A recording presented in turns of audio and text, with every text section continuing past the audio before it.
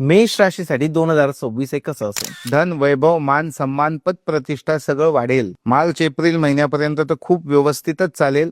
शनी आणि मंगळाची युती येते पुढं. त्याच्यात असं होईल की वादविवाद निर्माण होईल. जवळचे लोक धोका देतील. खूप ज्याच्यावर दाट विश्वास असतो तो माणूस धोका देतो पैशांमध्ये. आणि पैसा असा आहे की पैसा मृदंग बजावे, पैसा नाच नचावे. खूप विचारपूर्वक कुठं इन्व्हेस्ट करत आहात ते लक्ष ठेवायचं. ऑक्टोबर, नोव्हेंबर आणि डिसेंबर या 3 महिन्यामध्ये घरच्या वृद्ध लोकांकडे जास्त लक्ष द्यायचं. त्यांच्या तब्येतीची काही अडचणी निर्माण होऊ शकते. पारिवारिक लोकांकडनं मानसिक टॉर्चर खूप प्रमाणात वाढणार आहे. मेष राशीवाल्यांना तुम्ही पैशांबद्दल विचारलं की मेष राशीसाठी पैशाबद्दल, तर पैसा महत्वाचा आहे. तर पैसा येतोच आहे पण जातो पण आहे.